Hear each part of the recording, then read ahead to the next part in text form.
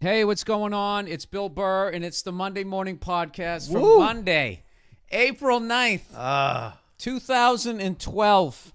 And we're going to do something a little different this week. Rather than me just sitting here in my pajamas, Ranting. and raving, I decided that I would get clothed this week and have a friend of mine come by, the one and only Dom Irrera, everybody. Thank you, everybody. Do you mind if I get undressed? Huh? No. I would feel more comfortable doing this show.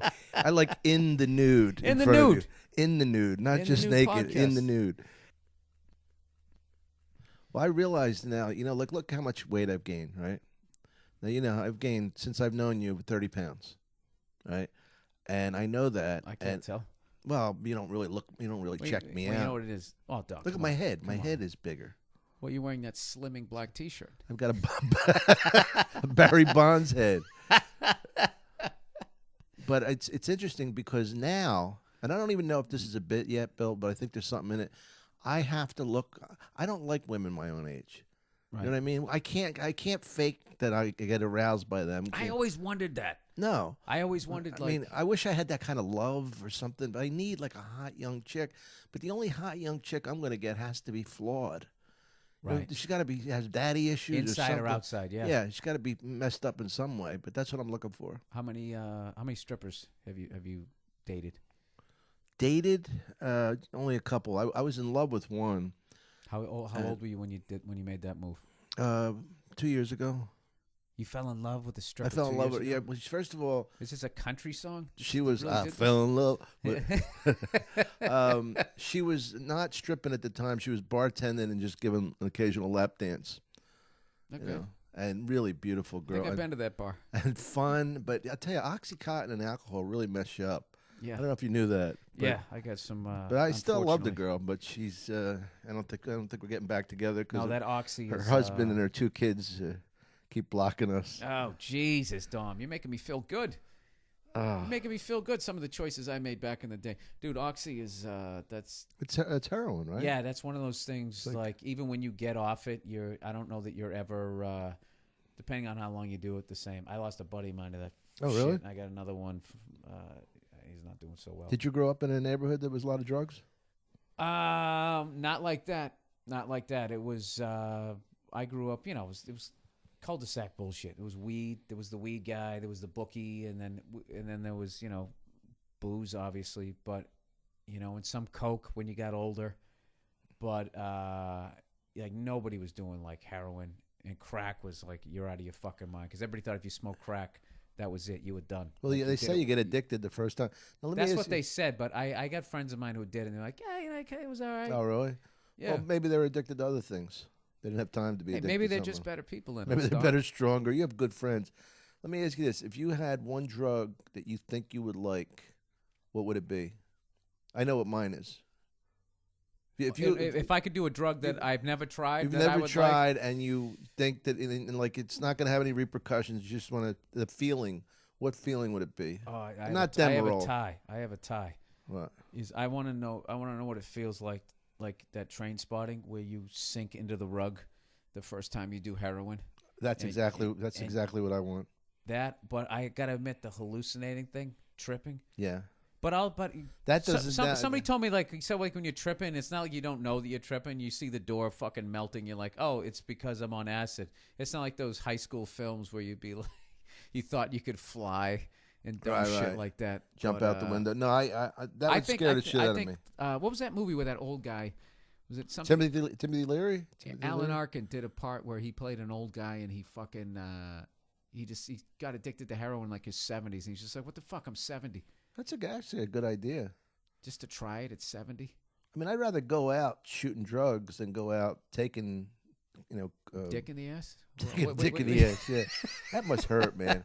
That's the thing. You ever think about that seriously, Bill? When Well, you think taking about, one. Yeah, accepting one, I think. It's Taking not- one for the Yeah, team. taking one for the team. All right, Dom, your number came up. Sorry. You're not going to like this. You're not going to like this job. I don't think so. Could we work this out?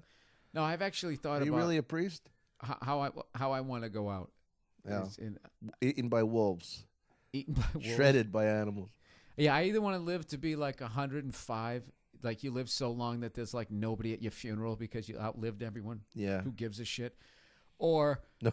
You know, because that is a funny image. Because that's one of the things. If you live long enough, there's I'm sure he had people that cared about. Oh him. yeah, like people doing the eulogy. Like I mean, you know, I met him when he was 87, and you know, he was old. He liked playing cards. He always wore those slippers. He always wore those slippers.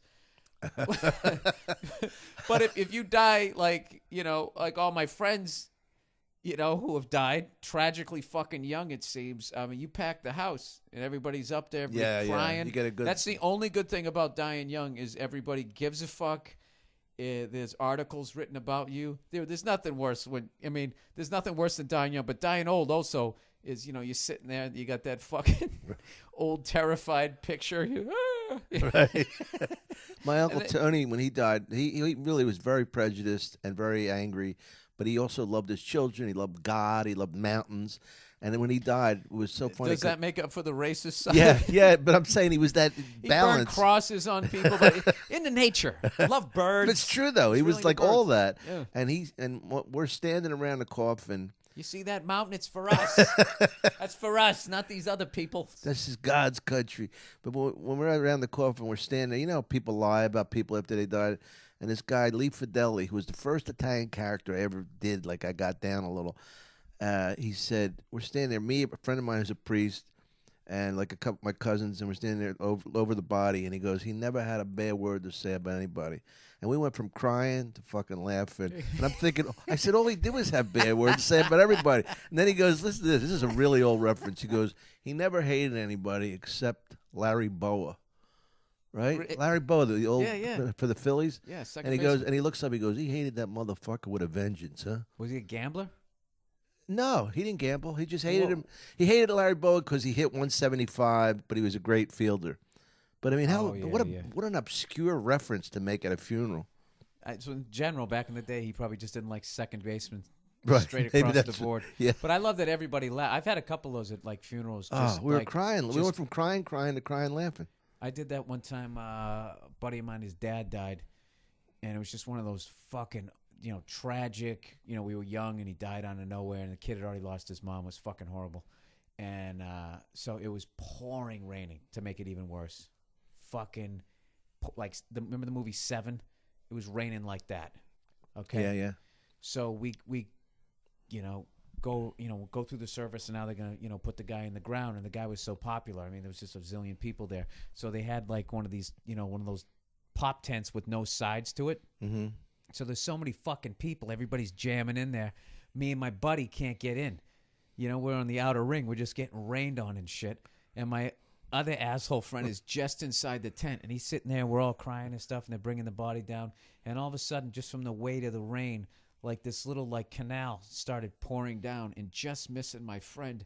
And my buddy, in the middle of crying, was standing right, just reached up and adjusted it so it went all over his coat. But he had like this wool kind of coat on, so he couldn't feel it at first. Right. And dude, I'm talking crying, laughing. Yeah. Just crying because it was so sad. And that's the thing too that I never thought people ever understand about comics. When they have a distasteful joke, like if a boat sinks, there's a plane crash, and you have a joke, they always think it's because you're insensitive, and they sometimes don't understand that it's a defense mechanism where twisting it's like, the pain. Yeah, I'm feeling something bad, I don't want to feel it, and then you make a fucking joke. And then you're laughing because you don't want to feel that. So you're actually doing it because you can. It's kind of I think a form. It's like a dysfunction. It's kind of a form of dysfunction. Well, like the pedophile jokes, we all know how terrible that is. And yet, well, you know, I think there's instances. But you could twist it around. I usually bring it back on myself, you know. Mm-hmm. Like one joke that says, you know, what about me, Father? I wasn't hot enough for you. Mm-hmm. You know what I mean? Like that kind of thing. To make it me, I wouldn't want to hurt a kid, but there's a good example of something that's caused so many people so much pain. And I'm not just talking about the physical pain, but you know, we do. Oh no, you end somebody's life when you. That's why that Sandusky guy. Yeah, you know, like they shouldn't put those. They should automatically get the death penalty just immediately. Yeah, it's all they take them out, dude. If you got a rabid dog in your neighborhood, you fucking put it down. Those sex offender guys, that's it. Because all those people that dude fucked with, it's like that's gonna now affect. You want to talk about dating strippers, like how that's gonna affect who they pick. You know, who they pick as a wife, how they treat their kids. They might there's a chance that they could, you know, sometimes I don't know if it happens. I'm gonna go beyond my intelligence on this shit, which isn't too hard to do. But all I know is that's generations of therapy. Yeah, because of the abuse of the yeah. They repeat the whoever. Yeah, and those if guys, they don't get therapy. Yeah, and you can't put that guy in jail. And like, I mean, how long? Like, you're attracted to what you're attracted to, and no amount in a cell. Well, especially like that. Dom, if they stuck you in a cell, how long before you wouldn't like big-titted strippers? You'd come out 80 years later. I'm Dom. Bring me to some big-titted stripper. Those guys like 8-year-olds. You stick them in a cell and you talk to them. You try to undo it and show them an adult. They're wired that way. That's it. How just fucking sick is that? Put him down. It's horrific. It's why I don't believe in a higher power that gives a fuck. Well, that's a whole different subject, but I understand that. But do you hear that pedophile joke about?